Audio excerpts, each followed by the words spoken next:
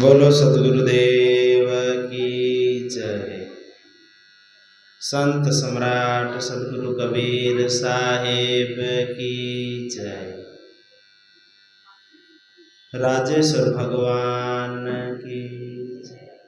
दाता श्री माला राम जी महाराज की, दाता श्री भोला राम जी महाराज की।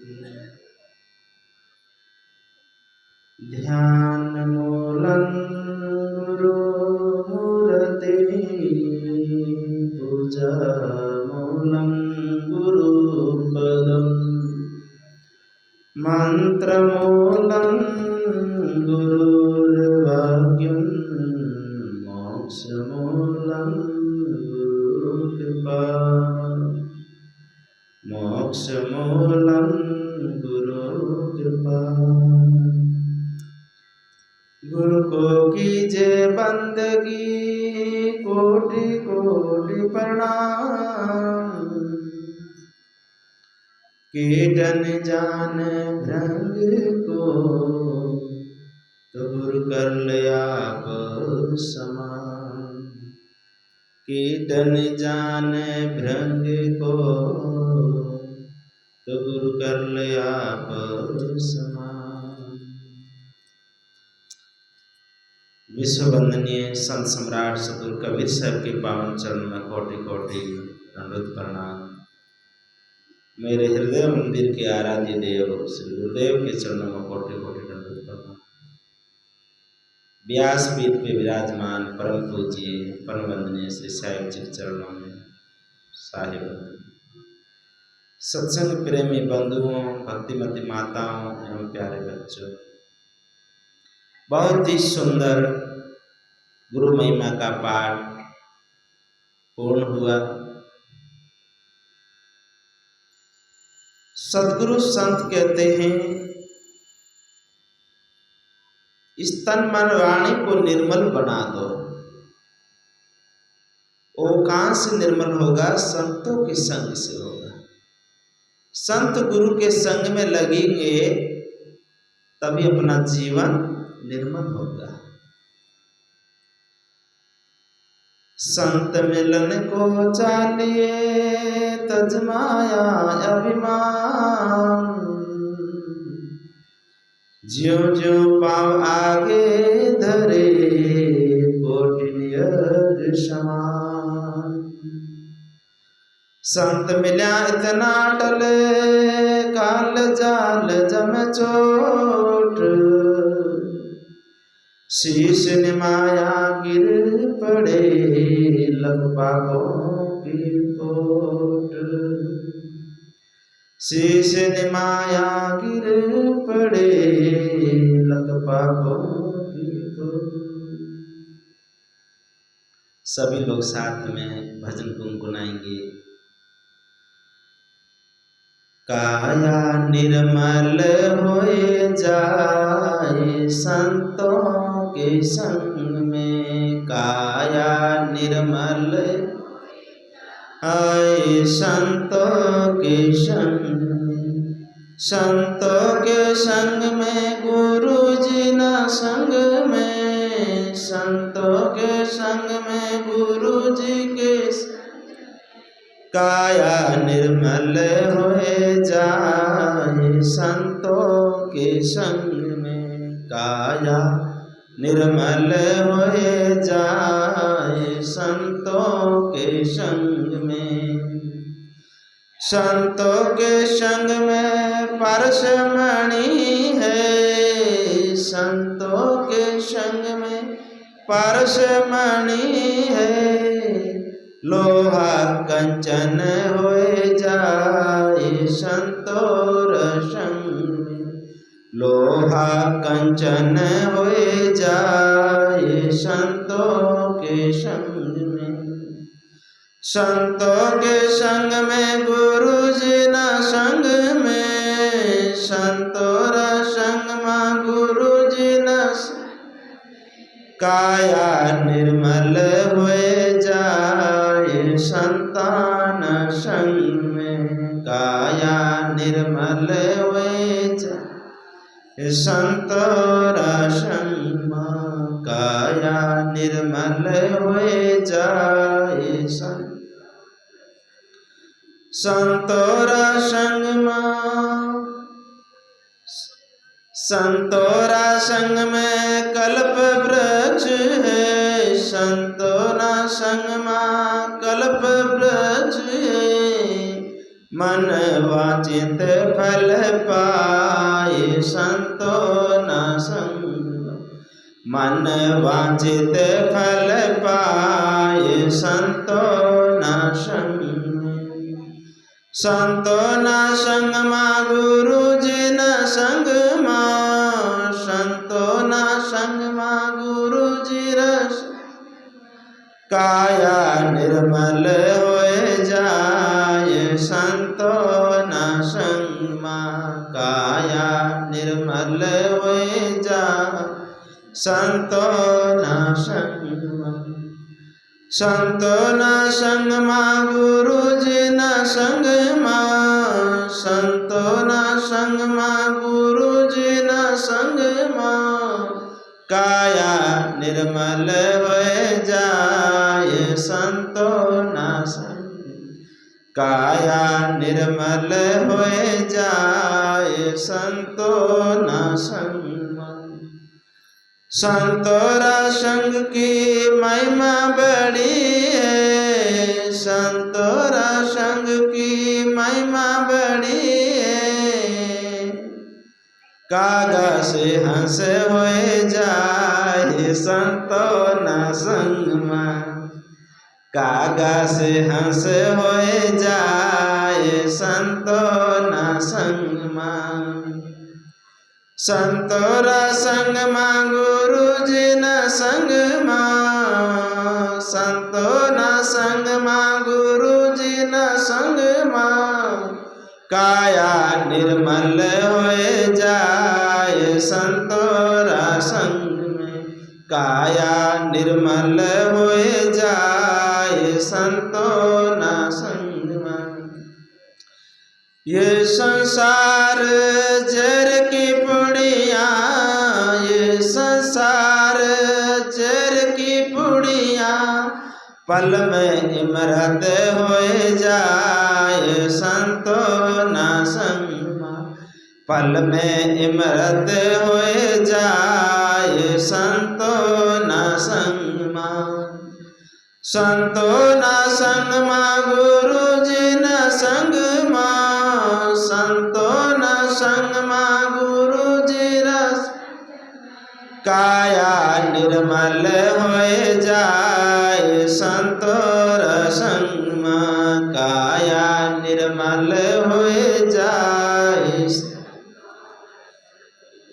धर्मदास गुरु चरण रंज पाई, धर्मदास गुरु चरण रंज पाई, पल में पार होए जाए संतोना संग, पल में पार हो जाए संतोना संग मां।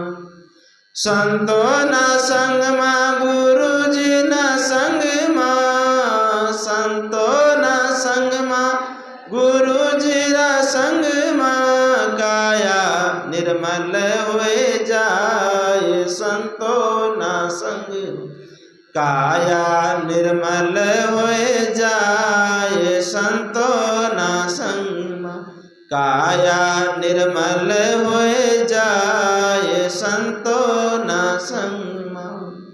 बोलो सद्गुरुदेव। काया निर्मल हो जाए संतोना संग, कैसे कैसे निर्मल होगी काया? संत मिलन को चालिए तज माया अभिमान, सत्संग गुरु संत के पास जाओ तो माया अभिमान को त्याग के आओ। मंदिर में जूता खोल के क्यों जाते हैं? जूता अहंकार का प्रतीक है। ये नहीं है कि जूता गंदा है इसलिए मंदिर में नहीं ले जाना चाहिए। जो नंगे पांव चलते हो तो पांव भी तो लेके जाते हैं। जो लोग चप्पल पहनते ही नहीं, जूते पहनते ही नहीं है, वो नंगे पांव हो तो पांव तो ले जाते हैं। चरणों की तो पूजा होती है। संत कहते हैं तज माया अभिमान, अभिमान को तज, माया अहंकार का त्याग कर, तो परमात्मा का दरवाजा खुलेगा। परमात्मा का दरवाजा खुलेगा। अहंकार का त्याग कर। सतगुरु कहते हैं ज्यों ज्यों पांव आगे धरे तो कोटिन यज्ञ समान। अहंकार का, अभिमान का त्याग कर और फिर सत्संग में चलेगा। जैसे जैसे पांव आगे चलेगा तो वो यज्ञ के समान होगा, कोटिन यज्ञ समान। एक एक पांव कोटिन कोटि यज्ञ के समान होता है। तो चल के तो देखे, ऐसा होके चले। कैसा? अहंकार अभिमान का त्याग करके फिर संत गुरु सत्संग में आते तो एक एक कदम कोटिन यज्ञ के समान है। एक राजा को कोई बीमारी हो गई, कोढ़ की। किसकी? कोढ़ की बीमारी। तो राजा को दवाई खूब करवाया, ठीक नहीं हुआ। वेद हकीम थक गए, राजा बहुत दुखी हो गए। कोढ़ की बीमारी बहुत खतरनाक, खुजली, जल, चैन नहीं पड़े, नींद नहीं आवे, बहुत दुखदाई। राजा बहुत दुखी हो गया। बोला कि कोई मेरी इस कोढ़ की बीमारी से मुझे ठीक कर दे तो उसको आधा राज्य दे दूंगा, मुझे ठीक कर दे। वेद शास्त्र खोजा तो उसमें कहा किसी के 100 यज्ञ किया हुआ हो तो वो व्यक्ति 100 यज्ञ का पुण्य इसमें दे दे तो उस धर्म पुण्य संकल्प करके वो जल राजा के शरीर में लगा ले तो राजा की कोढ़ ठीक हो जाए।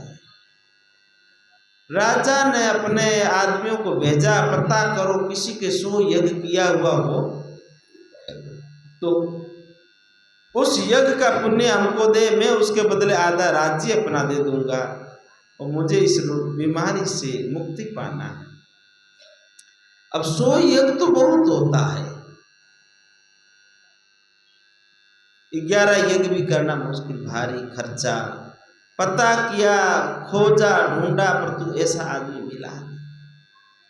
एक आदमी भेड़ बकरी चरा रहा था जंगल में, तो वहां वो घोड़े वाला ने वहां पे अपना घोड़ा को रोका और उससे पूछा, भाई तुम्हें पता है कहीं कोई ऐसा व्यक्ति हो जिन्होंने 100 यज्ञ किया हुआ हो तो राजा को पुण्य दे देवे तो राजा आधा राज देगा। उस भेड़ बकरी चराने वाले ने कहा, अरे भाई तुम तो गेर लो है, 100 कहीं मारे तो हजारों यज्ञ करियोड़ा है, मारे तो हजारों यज्ञ करियोड़ा है, हजारों यज्ञ पुण्यो तो कौन किदी। गांव वाला ने पूछियो कि ना भाई यज्ञ तो नहीं, मारे यज्ञ करियोड़ा है। भाई तू करिया कने यज्ञ, कोई पतो न चलियो कांकड़ कने लड़िया बकरियां चरा तो कर लिया, कहने करिया मैं यज्ञ। नहीं मान लो तुम्हारे घरे चलो, मारे प्रमाण है कहीं। वो जो मोटो सो साफो हो, साफो बांध तो जो साफे मैंने वो निकाले थैला बाहर जो गांठा लगाई उड़ी, वो कहीं है। ये जो गांठा गिन लो कितनी है, एक एक गांठ कोटिन यज्ञ के समान, एक एक गांठ। कैसे? बोला कि संत बानेश्वर के संत मिलन को चालितज माया अभिमान। तो मैं संतों की सत्संग में गया और एक एक कदम मैंने भरा उतनी मैंने इसमें गांठ लगा दी, इस कोटिन यज्ञ समान है। राजा साहब के पास ले आए, उस भेड़ बकरी चराने वाले ने संकल्प लेके बोला कि 100 यज्ञ का पुण्य मैं इस राजा को देता हूँ अगर मैंने सत्संग किया है। गुरु वाणी सत्संग का सत्य वचन है। मैं निरअभिमानी होकर के सत्संग में बैठ के सत्संग को श्रवण किया, संत का दर्शन किया, उसका पुण्य का फल इस राजा को मिले, इसकी बीमारी ठीक हो। उस भेड़ बकरी चराने वाले ने संकल्प लेके 100 यज्ञ का पुण्य का संकल्प करके वो जल राजा के शरीर में लगाया, राजा की काया कंचन हो गई, राजा की कंचन काया हो गई। राजा ने आधा राज्य उस भेड़ बकरी चराने वाले के नाम कर दिया और दुख से मुक्ति। कहने का मतलब है ऐसा होके जो चले, ऐसा होके जो चले। कैसा? अहंकार का त्याग करके, मोह माया का त्याग करके चले, तब एक एक कदम कौटिन यज्ञ समान है। विश्वास भी होना चाहिए उसको। भेड़ बकरी वाले को विश्वास था, श्रद्धा थी, भाव था, भक्ति थी। अपने अंदर इतना विश्वास ही नहीं है। अपन 33 कोटि देवी देवता की पूजा करते, कितने, परंतु एक भी देवता पे भरोसा नहीं, विश्वास नहीं है। घर का ताला कभी उनके भरोसे घर का दरवाजा खोलना छोड़ के आए हैं, निकले हैं?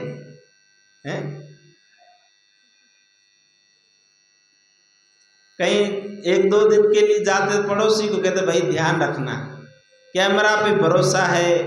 एक कुत्ता होता, कुत्ते पे भरोसा होता। अगर पालतू कुत्ते को घर के अंदर खुला दरवाजा छोड़ के जाओ, वो किसी को अंदर नहीं घुसने देगा।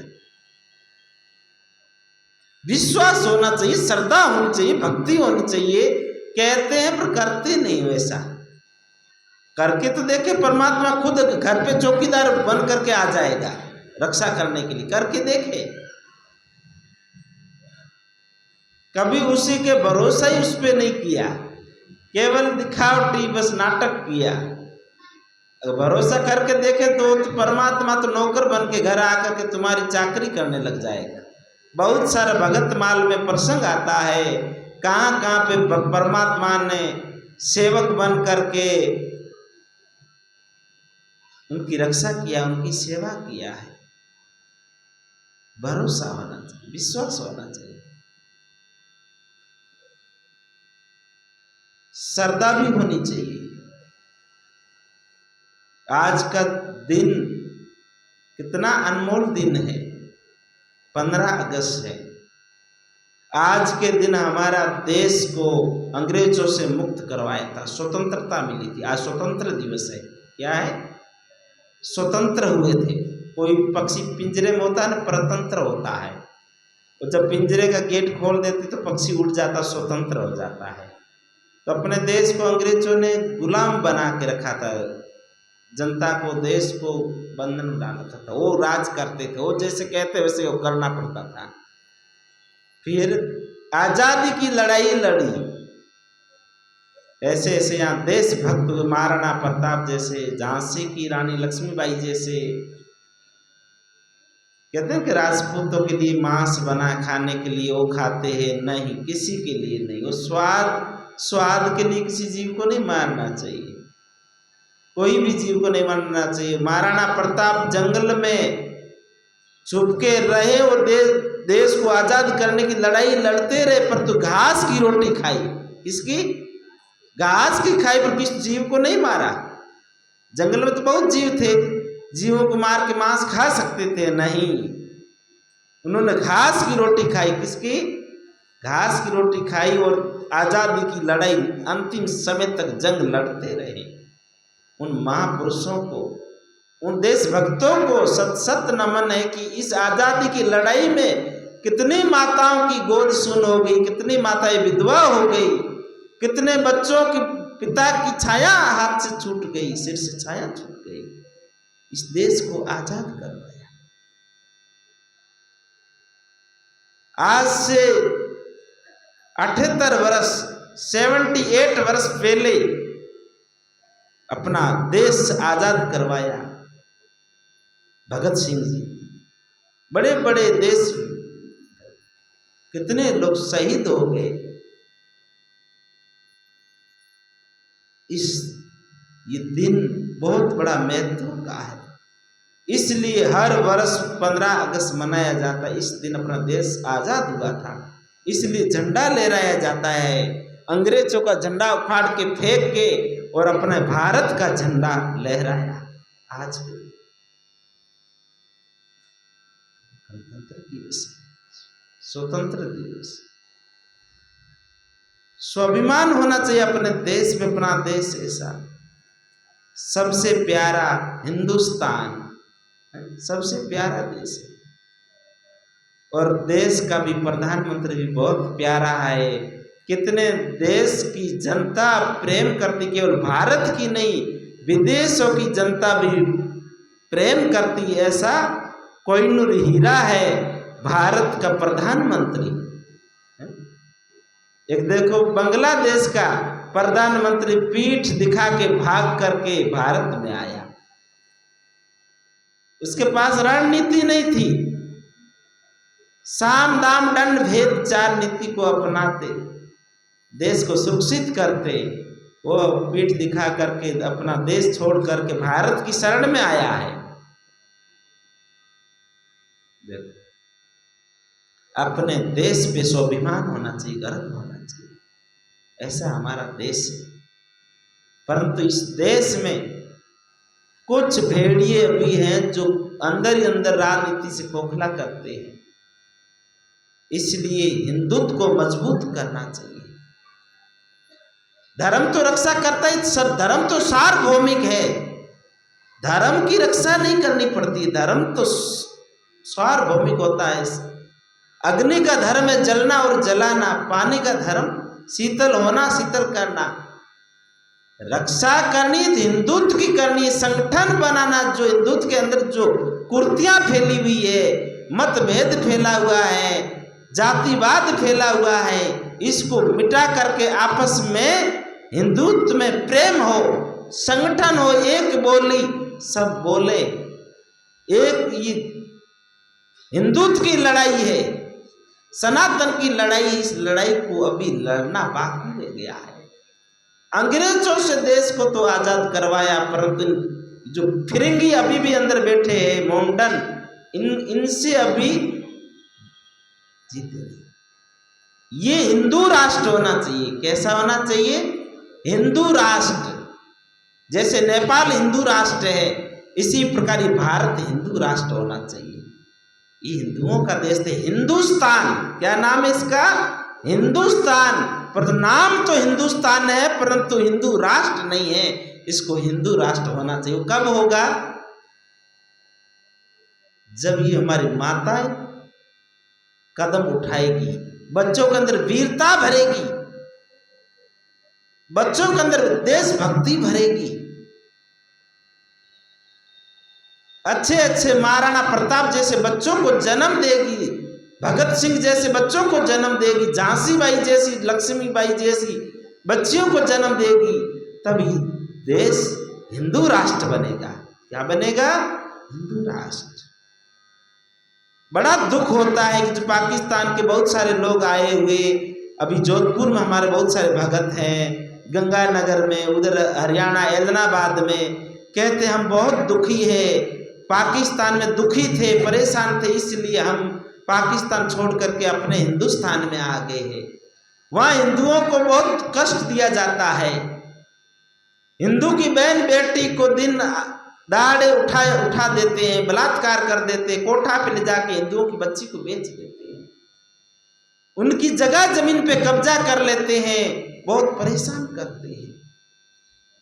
और कहते हैं हम अपने देश में आ गए तो हम आज हमारी बहन बेटी सुरक्षित हैं, और आज हमारे पास जो भी संपत्ति हमारी है, पर वहाँ हमारी संपत्ति पे वो लोग जबरदस्ती कब्जा करके छीन के ले जाते हैं। कहते हैं खुले सड़क पे कोई मोबाइल में ऐसे बात करता होता तो मोबाइल छीन के लेके चले जाते हैं। उनकी बहन बेटी अकेली घर से बाहर दिन में भी नहीं निकलती, रात में क्या।